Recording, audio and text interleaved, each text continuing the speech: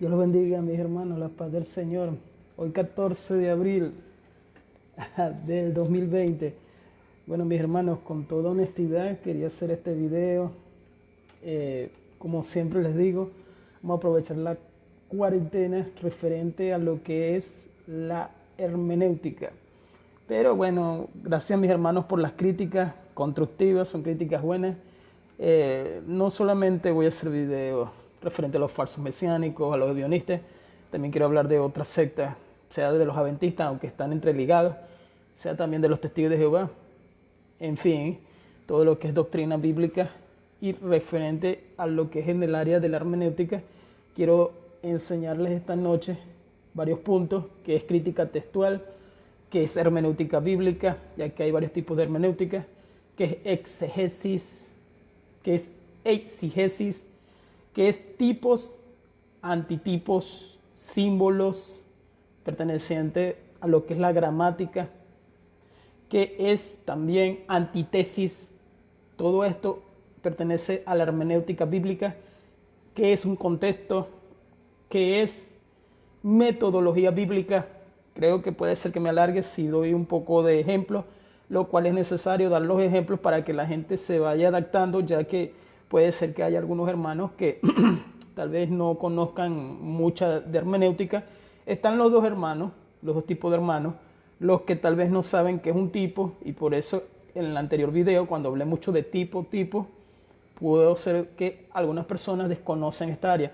No voy a enfocarme hablar exclusivamente del ebionismo, sino de la hermenéutica. Y voy a dar los malos ejemplos que ellos dan de su pésima hermenéutica. Y están los otros hermanos, los de este lado, que me dicen que profundice más. No puedo profundizar si primero los hermanos que no entienden, no entienden, por ejemplo, qué es exegesis o exigesis. Si los hermanos no entienden este tipo de lenguaje técnico de teología, entonces los hermanos van a quedar interpretando algo que no es, simplemente van a repetir o no van a tener una lógica de lo que se llegue. Sí voy a profundizar, pero primero vamos a ir poco a poco. Es el quinto video que hago de esta serie. Al hacer este video, lo que quiero es que los hermanos entiendan, cuando vayamos a un contexto bíblico, cómo se aplican los métodos de interpretación bíblica y manejar este lenguaje que tanto leemos a veces en Facebook. Muchas personas no entienden este lenguaje, muchas personas tal vez están comenzando a estudiar teología, tal vez hay, digamos, nuevos creyentes que han creído en Jesucristo por los momentos, no han estudiado nada de hermenéutica, no saben absolutamente nada de lo que es una interpretación bíblica con metodología. Dios te bendiga, mi hermano Sergio. La paz del Señor a Perú. Sabe que estamos desde Venezuela. Bueno, hermano, la idea es que nosotros, como personas que enseñamos la palabra, la enseñamos de una manera pedagógica, que no sea complejada, que no sea difícil. Y la idea también mía es que se vayan adaptando todos a este lenguaje. O sea, que no sea un lenguaje exclusivista de quienes solamente han estudiado en el Instituto Bíblico. Nosotros, hermanos, lo que queremos es que usted tenga la verdadera interpretación. Le vuelvo y le repito, hermanos, gracias por su apoyo, gracias por sus opiniones. Yo leo las opiniones. Cero ofensas, hermano. Ya eso, de verdad, sigo haciendo estos videos también porque hay muchas ofensas. Y referente a la hermenéutica, necesitamos saber qué es y cómo es que se tiene que utilizar la hermenéutica. Iba a interpretar 2 Corintios capítulo 3, los versículos clave, pero no puedo llegar hasta ahí si primero no tenemos un análisis contextual.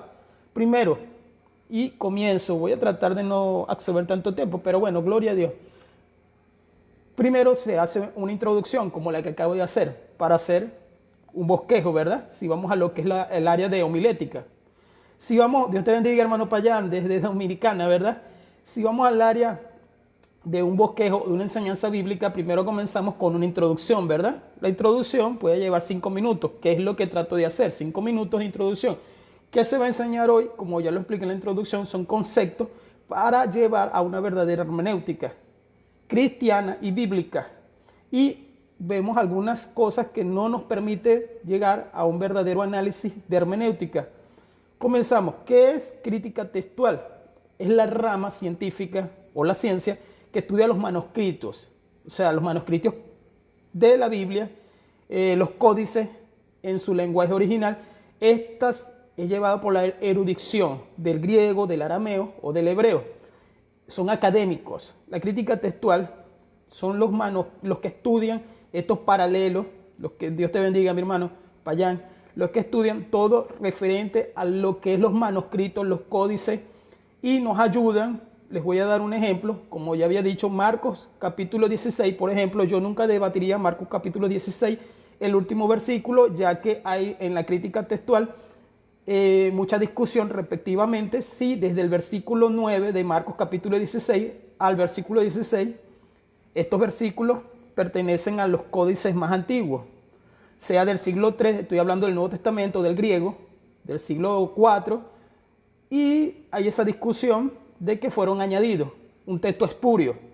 Espurio significa añadidura, añadido en el lenguaje griego. Entonces, si vamos a la discusión de la crítica textual, yo personalmente, a los que, por ejemplo, creen, son unicitarios o creen que el bautismo salva, yo no utilizaría ese versículo en un debate, porque para mí es un texto añadido, un texto espurio. ¿Me entiendes? La crítica textual nos ayuda, lógicamente, hermanos.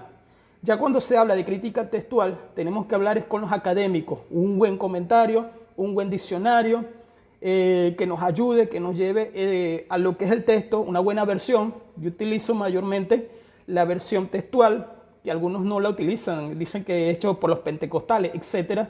Pero esa versión es del Códice Vaticano y del Códice Sinaítico, también está el Códice Alejandrino, son referentes al siglo IV, siglo después de Jesucristo. Entonces, cuando hablamos de crítica textual, que se utiliza mucho en el lenguaje de debate, la gente como que cree que es que son académicos que saben griego. Sobre todo los falsos mesiánicos dicen saber hebreo. Y, hermano, mire, esto es tremendo. Para usted saber el hebreo, existen 4 tipos de hebreo. ¿Qué hebreo hablaba Moisés? Paleohebreo, dicen algunos. Si yo les doy un ejemplo de esto, y tengas en cuenta esto, Moisés dura 40 años en el desierto. 40 años primeramente viviendo en Egipto, ¿cierto? ¿Qué terminaba hablando Moisés? El lenguaje de los egipcios. Moisés fue instruido con los egipcios.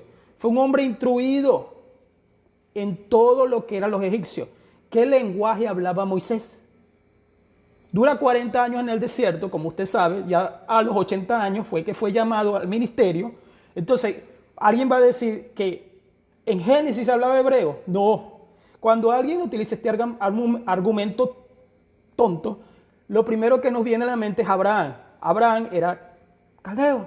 Se le llama hebreo no por el idioma, sino que hebreo significa, como todos ustedes saben, el que cruza el río, simplemente. Entonces decir que yo sé paleohebreo, hermano, mire, para saber paleohebreo es algo demasiado. Después, cuando ellos llegan, hablando del idioma, cuando ellos llegan al tiempo, saltando lo que es los reyes, al tiempo de Babilonia, ¿qué pasó con ellos? ¿Qué pasó con su hebreo? Su hebreo fue transformado en arameo, ¿cierto? Entonces decir que el falso mesiánico va a sacar textos en hebreo, oye, hermano, por el amor de Jesucristo. Nosotros estudiamos el hebreo porque es importante, porque es el idioma del Antiguo Testamento. Ahora, cuando llegamos al Nuevo Pacto, todos sabemos, hermano, que el lenguaje que utilizaban en Galilea o en esta región era el arameo. Entonces decir que existen escritos del Nuevo Testamento en hebreo, eso es una tontería, porque entonces ya tenemos 3 tipos de hebreo y el último es el que se utiliza hoy, que no es el mismo hebreo de aquellos tiempos. ¿Cuál es el 4 hebreo? Está bien, los fariseos sí sabían hebreo, porque eran estudiosos de la Biblia. Los escribas sí sabían hebreo, porque eran los escribas, conocían el hebreo. En el Antiguo Testamento encontramos que el idioma fue cambiando. ¿Por qué cambia? Porque, por ejemplo, les doy un ejemplo. Nosotros hablamos español, pero si usted se va a vivir a Francia o a Estados Unidos, su español tiene que cambiar, hermano.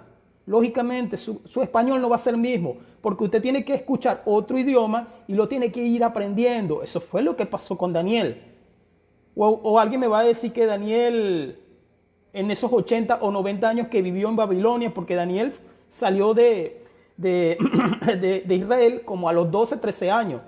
Daniel no terminó hablando arameo.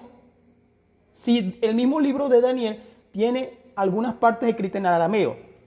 Volvemos otra vez para que se te dé cuenta el enredo que tienen estos falsos mesiánicos con el lenguaje. Nada más en ese punto, solamente en ese punto, y no he profundizado todavía. ¿Qué es hermenéutica, hermano? Esa palabra que tanto utilizamos, ¿cómo se come? ¿Qué es eso, hermano? La hermenéutica simplemente son métodos de interpretación, reglas de interpretación. Los métodos ya se los voy a decir también, para que usted los use, hermano. Son herramientas que todos nosotros como cristianos tenemos que usar. Y aquí está la Biblia. Yo no estoy utilizando libros, ¿me entiendes? Cuando digo que no estoy utilizando libros, yo leo libros, pero en este momento no estoy utilizando libros. Voy a abrir la Biblia para buscar algunos versículos y que nos veamos en lo que es la verdadera hermenéutica.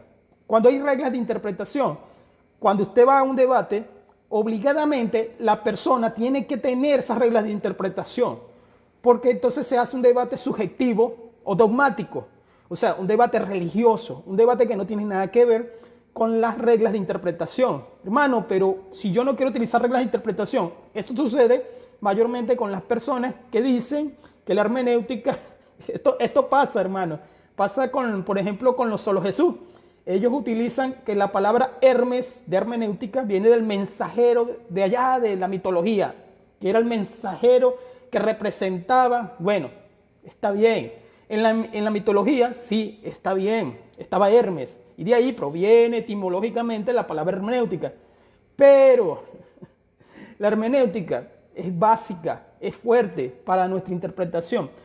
Es una palabra compuesta, o sea, de 3 palabras. La palabra significa descifro. La primera palabra, en griego, descifro. Tecne es la segunda palabra, significa arte. Y la última, ito, que es un sufijo al final de la palabra que tiene que ver con relacionado. Entonces, como es una palabra compuesta en griego, descifro, arte relacionado. ¿Por qué? Porque existen varios tipos de hermenéutica. Los abogados tienen su interpretación a la constitución de ciertos países, utilizan su hermenéutica. Espero que se vaya captando la idea. ¿Qué es la exegesis? ¿Qué es la exegesis? Esa palabra la utiliza todo el mundo como que si fuera muy fácil hacer una exegesis. Todo el mundo la usa como que, mire hermanos queridos, cuando hablamos de esa palabra viene del griego exogamai. Esa palabra significa interpretar, significa explicar, pero en el idioma original. Y yo voy a dar varios ejemplos, sobre todo con estos falsos amigos que ellos se burlan tanto sacando una exegesis del idioma hebreo en el Nuevo Testamento. O sea, algo ilógico. Si la exegesis es del Nuevo Testamento, al menos de que alguien me enseñe los manuscritos de Mateo hebreo, sabemos que nada más está el Shektó, que es del siglo XII. Por ahí los nazarenos dicen que lo tienen escondido en sus conspiraciones secretas, pero bueno, si alguien va a una exegesis del Nuevo Testamento, tiene que utilizar el griego. Nosotros tenemos, como personas que estudiamos la Biblia, ir al griego. Si alguien va a un libro del Antiguo Testamento, va al hebreo y busca la raíz.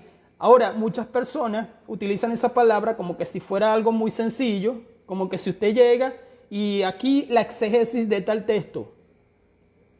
Usted sabe un idioma difícil, uno de estos idiomas, sobre todo el hebreo. Yo, hermano, a mí me encanta el inglés. Y disculpen que hable en primera persona. Si es difícil hablar en inglés para nosotros, y para alguien que habla inglés, que es anglosajón, es difícil el español, el griego o el hebreo es otro idioma. Así que no cualquiera va a hacer una exegesis de un texto. Mire, hermanitos, para poderlo hacer, usted tiene que saber los verbos, como ahorita como dije hace rato, tiene que saber los sufijos, tiene que saber todo lo que es perteneciente a nuestro idioma para aplicarlo al otro idioma. Entiéndase eso. ¿Qué es exegesis? No es la misma palabra de exegesis con Z. Esta es exegesis. ¿Qué es eso, hermano? ¿Qué es eso, exegesis? Les voy a enseñar un ejemplo de exegesis. Y usted va a decir que tengo razón. La exegesis no tiene que ver con interpretación. Es una interpretación subjetiva. Es una interpretación llevada a cabo sin necesidad de irme a las reglas de interpretación, sin necesidad de irme a la exegesis del texto con el idioma original, porque también se tiene que interpretar con las reglas de interpretación, y eso se le llamaría una exegesis. Pertenece también a lo que es la hermenéutica. Miren, les voy a dar un ejemplo. Ejemplo, Génesis capítulo 26, versículo 6. Si no me equivoco, versículo 5. Y guardó mis preceptos y mis mandamientos, y mis estatutos y mis leyes. Los adventistas y los mismos, algunos falsos mesiánicos, evionistas, utilizan este versículo para decir que Abraham guardó días. Eso no es una exegesis, eso es una eisegesis subjetiva. Automáticamente, al ver que dicen que Abraham guardó días. Ahí no lo dice. Ahí absolutamente nunca dice eso.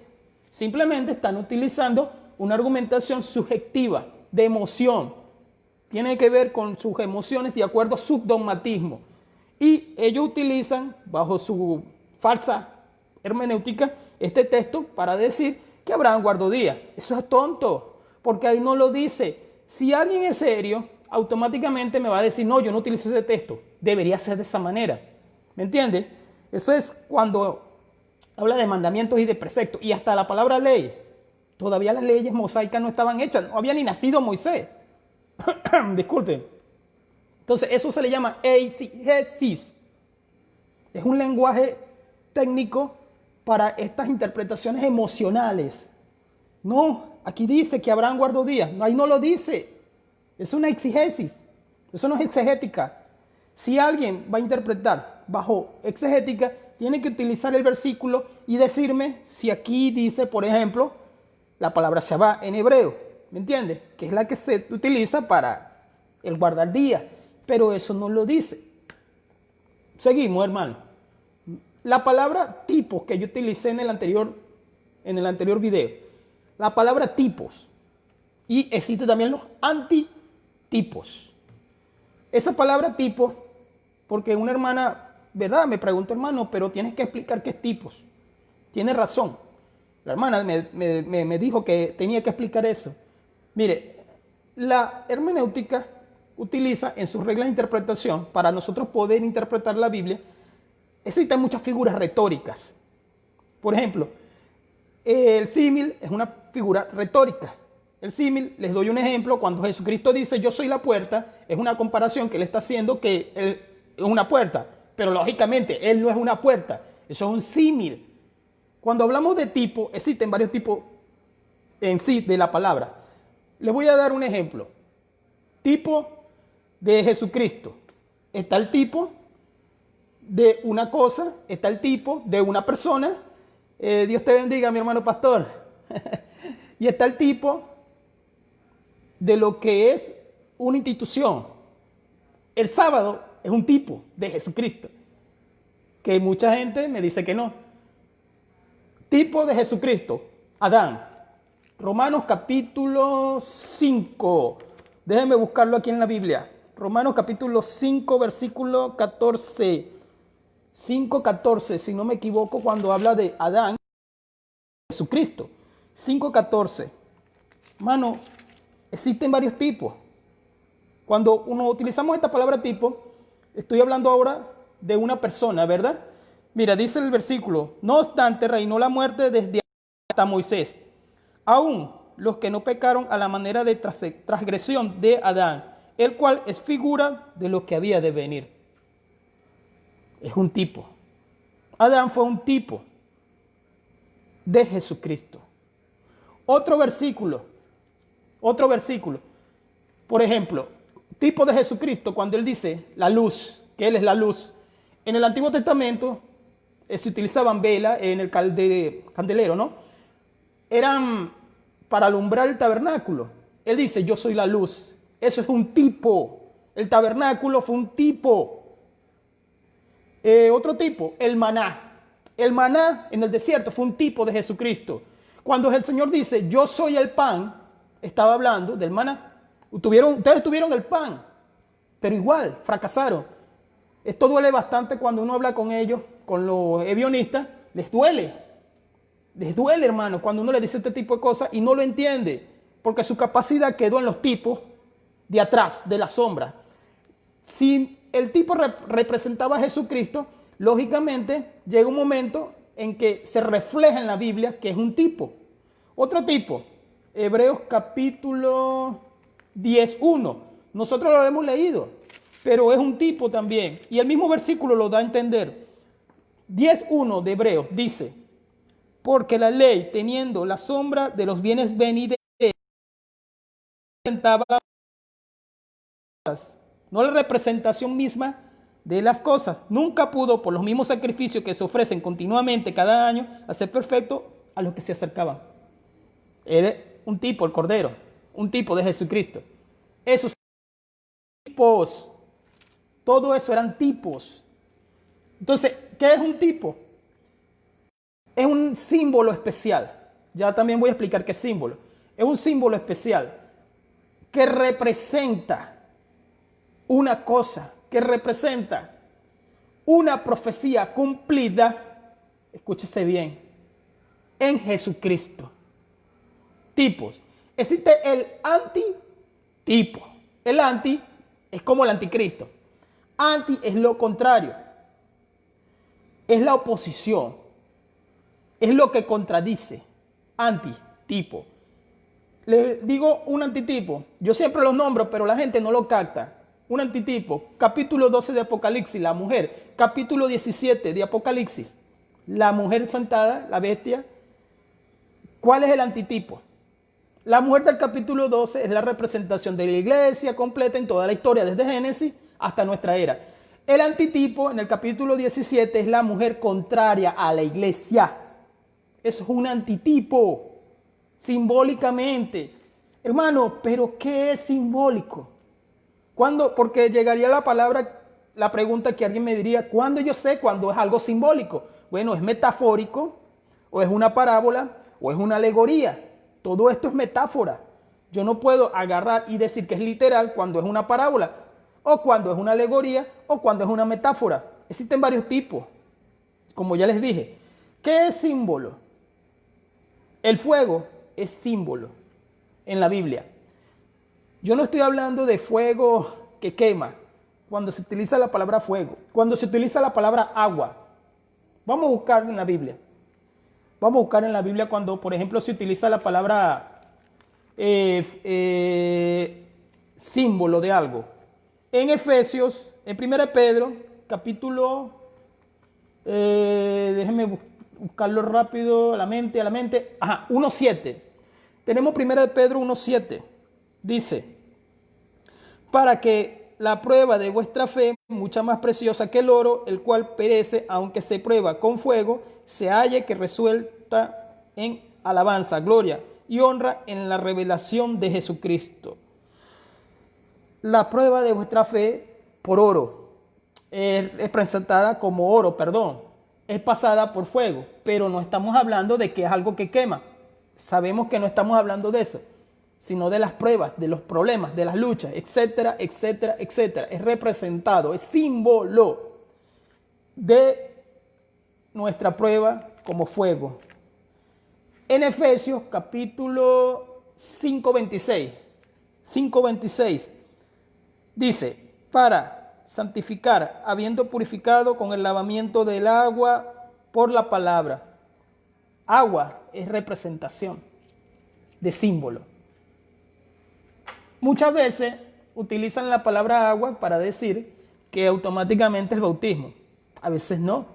A veces es una simbología. A veces representa una simbología la palabra fuego o la palabra agua.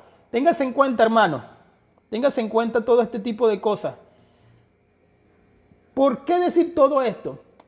para que podamos penetrar, para que podamos hacer hueco en lo que es la palabra de Dios y meternos en la profundidad de la palabra de Dios y no llegar simplemente a un lenguaje literal. A veces hay tipos, a veces hay símbolos, a veces hay antitipos, a veces hay otra antítesis. Esto les va a doler a los que creen que antítesis es simplemente hice una tesis y ahora hago la antítesis. En 2 Corintios capítulo 3 hay una antítesis. La ley mosaica y la ley de Cristo. Es una antítesis. La antítesis es representada, como usted sabe, por dos instituciones o dos cosas. Al igual que el antitipo, el tipo tiene que ver también con simbología, pero la antítesis sí representa en sí en general. ¿Qué sucede, hermano, cuando llegamos a un contexto en una interpretación? El contexto son los versículos antes y después. Puede ser hasta un capítulo. El contexto puede ser hasta un libro. Puede ser hasta el mismo testamento. Cuando hablamos del contexto del Nuevo Testamento, no es solamente decir que primero es el antiguo pacto y después el nuevo. No, que el nuevo pacto, entiéndase esto, hermano, representa a Jesucristo mismo, aunque toda la Biblia lo representa, pero en el antiguo pacto, bajo contexto, era la profecía de que había de venir Jesucristo hasta que Él llega. Ahora, cuando llegamos a un libro, tenemos que estudiar el contexto de este libro. Hermano, ¿cómo lo estudio? Se busca la fecha, se busca la problemática, si es una carta, para qué se escribió, por quién se escribió, se busca el para qué. Esto se hace de una manera estudiosa. Todo esto se tiene que evaluar si quiere usted hacer una verdadera hermenéutica. Si usted quiere levantar una verdadera hermenéutica, tiene que estudiar los para qué, tiene que estudiar los por qué. ¿Por qué se escribió eso? ¿Para qué se escribió eso? Y sí, se tiene que estudiar la cultura, sin haber un excesivo, como lo tienen estos amiguitos, porque no son hermanos nuestros. Estos amiguitos exceden a lo que es la cultura. Es necesario estudiar la cultura. Lo es. Eso se le llama en latín el lusus loquendi. Se tiene que utilizar el lusus loquendi de acuerdo a aquella o aquel momento. Voy a dar un ejemplo. Por ejemplo, cuando en el libro de los Hechos, él le dice al carcelero de Filipo, Pablo le dice, ¿crees tú y será salvo toda tu casa? Era bajo la cultura que como la cabeza tenía que creer, todos automáticamente tenían que creer a esta religión. No era una promesa, hermano. Eso no fue una promesa, como algunos tal vez lo han malinterpretado. Entiéndase eso, hermano. Cuando vamos al contexto, se estudia entonces quién escribe. Lucas en el libro de los Hechos era griego. ¿Para qué lo escribe? ¿Qué estaba sucediendo en el momento en que se escribe? Todo eso se tiene que estudiar. ¿Qué año se escribe? Es importante el año. ¿Qué carta, por ejemplo, fue antes del año 70 cuando se destruyó el templo?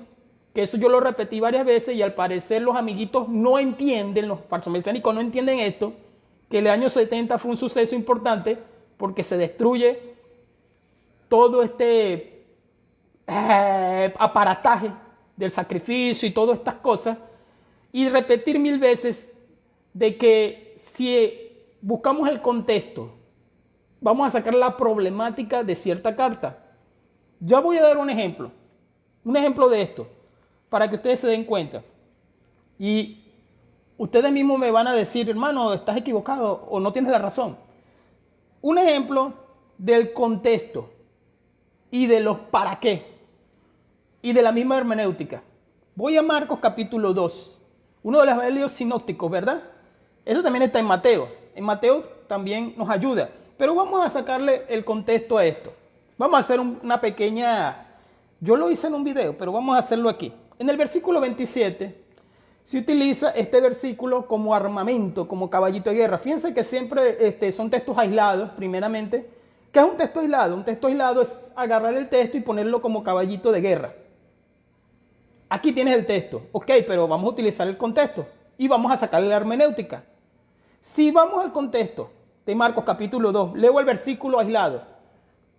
Y les decía, el sábado fue instituido para el hombre y no el hombre para el sábado. Estamos listos. El sábado es para el hombre. Hasta ahí nos llegó la hermenéutica. El sábado es para el hombre. Estamos listos. Contexto verdadero. Y me siento así porque me voy a poner más cómodo. Vamos a lo que enseña de verdad la hermenéutica. Primero, a agarrar un texto aislado no es hermenéutica. Tenemos que estudiar el contexto. ¿A quién le estaba hablando el Señor? Primero, disculpen. ¿Quién lo dice? El Señor Jesucristo. ¿A quién se lo decía en ese momento? Ahí está el contexto. A los fariseos. Se lo estaba diciendo a los fariseos. Versículo 24. Entonces los fariseos le decían, mira, ¿por qué hacen en el sábado que eso es ilícito? ¿Por qué se lo dice? ¿Por qué se lo dice según el contexto? Bueno, porque los discípulos supuestamente, bajo sus reglas judaicas, fariseístas, habían violado una de sus reglas del Shabbat, que era lo que ellos tanto magnifican. El punto es, para no irme tanto a lo que es el punto es, hermano, que el Señor le dice a ellos sobre su día sábado, que fue instituido para el hombre. Ahí la palabra en griego es antropos, sí, significa hombre, no hay problema. Algunos contextos en griego, en algunas versiones, dicen humanidad. Ahí es hombre. Y si alguien quiere decir que es humanidad, en ese momento estaba dirigido, era para los fariseos, bajo el contexto. Bajo el contexto cultural histórico, a eso vamos y ya voy para la metodología. Si él estaba hablando culturalmente, históricamente, a ellos, era un señalamiento que le estaba haciendo a ellos. Ustedes volvieron mi día sábado, porque el Señor es el dueño del sábado. Y ellos lo utilizan también como caballito de guerra. Pero ya vamos para allá. Ustedes utilizan, fariseos, mi día, como si fuera religioso. Ese día sí fue hecho para ellos, para que ellos se apartaran, allá en el libro de Éxodo, de un día exclusivo para guardar, el Éxodo 31 por si acaso, a Yahweh. Era un día exclusivo. Ellos lo volvieron religión porque en Isaías 58, si no me equivoco, él se los dice. También se los dice. En la misma Taná. En el contexto vemos que el Señor les está haciendo un señalamiento a ellos. Él se lo está señalando a ellos. No es sacar un texto y decir que porque la palabra antropo está ahí, ya con eso estamos hechos. Mire, hermanito, qué falsa hermenéutica tiene esta gente. Qué falsa hermenéutica. Y lo peor del caso es que ellos mismos se vanaglorian. Entre ellos mismos se dan las palmadas. Se chocan. No pueden, hermano. Eso fue, digamos, y no me quiero alargar, una pequeña demostración. Si usted estudia los contextos, que estamos obligados a hacerlo, y estudia los por qué, los para qué, eso se le llama el método gramatical histórico. Eso es un método de hermenéutica, porque la interpretación nos lleva a varios métodos. Cuando vamos a una forma de interpretar una parábola, también tenemos que utilizar los por qué, los para el qué. Si vamos al momento histórico en que el Señor Jesucristo dijo estas palabras, lógicamente el Señor todavía no había muerto en la cruz. Utilizar versículos antes de la muerte de la cruz como caballitos de guerra. Cuando yo digo caballitos de guerra, estoy queriendo decir que ellos lo utilizan como que si fueran muy buenos versículos. Tiene que ser que ellos todavía no han entendido que Jesucristo murió en la cruz y que todos esos tipos se hicieron en Él. Tipos, y que estos tipos, Él mismo hasta los nombra. Él dice, yo soy la luz del mundo. Era un tipo. Él dice, yo soy el pan. Era un tipo.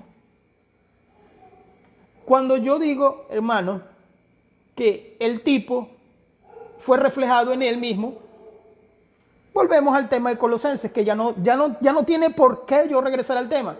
Pero vea que si volvemos a la metodología, automáticamente, hermano, usted está hecho. O sea, usted no necesita, si usted maneja bien las reglas de interpretación, usted no necesita irse los comentarios bíblicos. Usted lo que necesita simplemente es utilizar las reglas de interpretación y contestar. La pésima interpretación de los falsos mesiánicos. La pésima interpretación. Pésima, hermano. Pésima. Y todavía tienen digamos, el tupé de decir que uno tiene que estudiar. Todavía tienen el tupé de decir que nosotros tenemos que aprender reglas de interpretación. Que la raíz, digamos, etimológica del hebreo es bueno estudiarla, y que también tenemos que estudiar cultura hebrea, no nos hace ser imitadores de judíos. Esto ya lo he dicho varias veces y lo seguiré diciendo. Que la raíz etimológica del griego, tal palabra, X palabra, no nos hace ser griegos, hermano. Es tonto decir eso.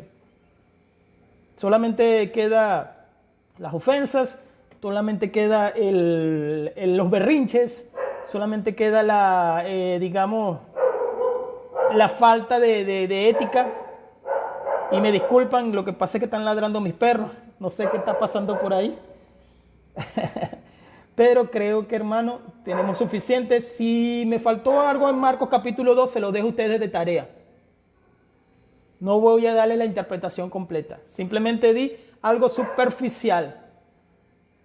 Dios los bendiga, mis hermanos. La paz del Señor.